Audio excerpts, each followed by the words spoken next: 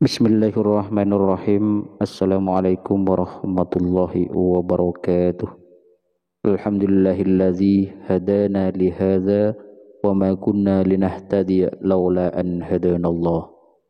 Asyhadu an la ilaha illallah wahdahu la syarika lah wa asyhadu anna Muhammadan abduhu wa rasuluh la nabiyya ba'dah. Halo sahabatku pemirsa YouTube yang dirahmati Allah. Senang sekali kita semua bisa berjumpa kembali di channel ini. Tentunya harapan dan doa saya semoga yang menyimak video ini selalu diberikan kesehatan, umur yang barokah dan diluaskan rezekinya oleh Allah Subhanahu wa taala. Amin amin Allahumma amin. Sahabat beriman yang dirahmati Allah Subhanahu wa taala, salat subuh merupakan salah satu salat wajib yang mempunyai daya tarik tersendiri di antara salat wajib lainnya. Meski kita semua tahu masing-masing salat wajib mempunyai keutamaan sendiri-sendiri, akan tetapi ada keutamaan istimewa di dalam salat subuh. Hal ini disebabkan karena nilainya yang tinggi dalam syariat. Rasulullah Shallallahu Alaihi Wasallam mengetahui bahwasanya waktu subuh adalah waktu yang sulit. Rasulullah Shallallahu Alaihi Wasallam mengetahui bahwasanya waktu subuh adalah waktu yang sulit. Apabila seorang muslim dibiarkan begitu saja, sudah pasti akan memilih untuk mengistirahatkan dirinya sampai matahari terbit. Oleh karena itu, Rasulullah Shallallahu Alaihi Wasallam menghususkan sholat mulia ini dengan keistimewaan tunggal dan sifat-sifat tertentu yang tidak terulang pada salat lainnya. Banyak sekali keutamaan yang kita dapat di waktu subuh.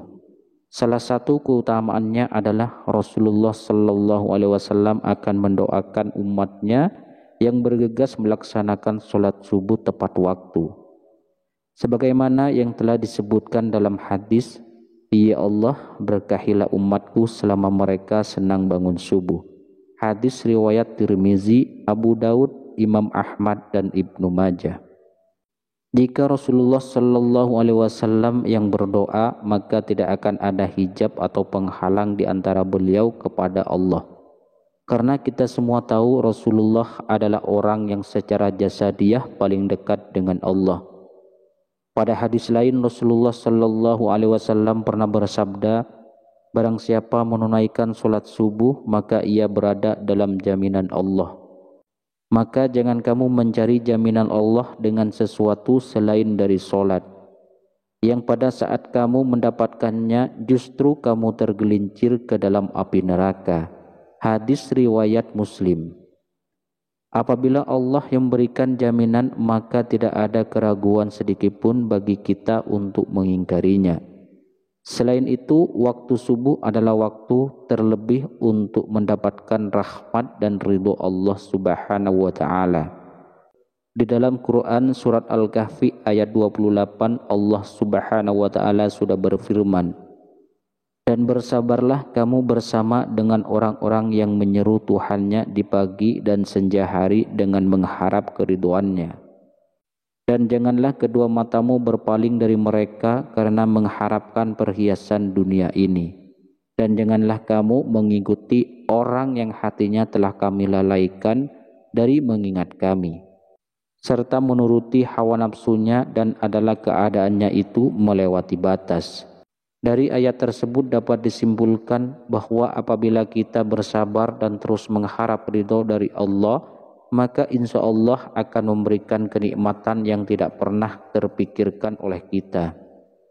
Dan Allah menegaskan kenikmatan ini hanya akan diberikan kepada hambanya yang selalu mengingat Allah. Bahkan kenikmatan yang diberikan oleh Allah dapat dikatakan melebihi dunia dan seisinya. Dari Aisyah radhiyallahu anha, Rasulullah Shallallahu Alaihi Wasallam pernah bersabda, 2 rakaat saat fajar pahalanya lebih indah daripada dunia dan seisinya. Hadis riwayat Tirmizi. Selain itu Allah juga menjamin 5 hal bagi hamba-hambanya yang mengerjakan sholat subuh tepat waktu. Yang pertama, pahalanya seperti sholat 1 malam penuh. Dari Utsman bin Affan radhiyallahu anhu, beliau berkata, Rasulullah shallallahu alaihi wasallam bersabda, barang siapa yang sholat isya berjamaah maka seakan-akan dia telah sholat setengah malam, dan barang siapa sholat subuh berjamaah maka seakan-akan dia telah melaksanakan sholat malam 1 malam penuh. Hadis riwayat Muslim. Artinya adalah ketika akan mendapatkan pahala yang sangat banyak di sisi Allah. Artinya adalah kita akan mendapatkan pahala yang sangat banyak di sisi Allah. Pahala tersebut tidak hanya di dunia saja, bahkan saat di akhirat kelak Allah akan berikan pertolongannya kepada hamba-hambanya yang mengerjakan sholat subuh tepat waktu. Dan pahala dunia yang insya Allah kita akan dapat adalah Allah akan mencukupkan rezeki kita dan akan memberikan kemudahan bagi seorang hambanya saat dihadapkan pada suatu masalah. Lalu yang kedua, sebagai sumber cahaya di hari kiamat. Saat kiamat datang, seluruh alam semesta akan hancur. Matahari akan digulung sehingga keadaan menjadi gelap gulita dan semua makhluk akan mati. Di saat kita dibangkitkan dan dikumpulkan di padang mahsyar untuk menghadapi pengadilan Allah, maka disitulah akan terlihat cahaya dari orang-orang yang masa hidupnya di dunia sering mengerjakan kewajiban sholat 5 waktu, dan diantaranya adalah sholat subuh. Cahaya inilah yang akan menerangi orang-orang yang beriman, yang tidak pernah meninggalkan sholat 5 waktu, dan akan semakin terlihat terang manakala seorang hamba rajin mengerjakan sholat subuh maupun sholat subuh tepat waktu. Yang ketiga, dijanjikan masuk surga. Ini memang tidak ada satu orang pun yang tak ingin masuk surga dengan segala kenikmatannya. Diriwayatkan dari Abu Musa al-Ash'ari, ia berkata bahwa Rasulullah shallallahu alaihi wasallam bersabda, barang siapa yang mengerjakan sholat bordin, yaitu sholat subuh dan sholat asyar, maka dia akan masuk surga. Hadis riwayat Bukhari dan Muslim. Dari hadis tersebut dapat kita simpulkan bahwa ada 2 waktu sholat yang mempunyai keutamaan lebih besar dibanding keutamaan sholat wajib lainnya. Kenapa bisa seperti itu? Sebagian besar ulama berpendapat karena 2 waktu tersebut adalah waktu yang sulit. Maksudnya adalah kita semua tahu bahwa waktu subuh adalah waktu di mana kita sedang enak-enaknya mengistirahatkan tubuh atau tidur.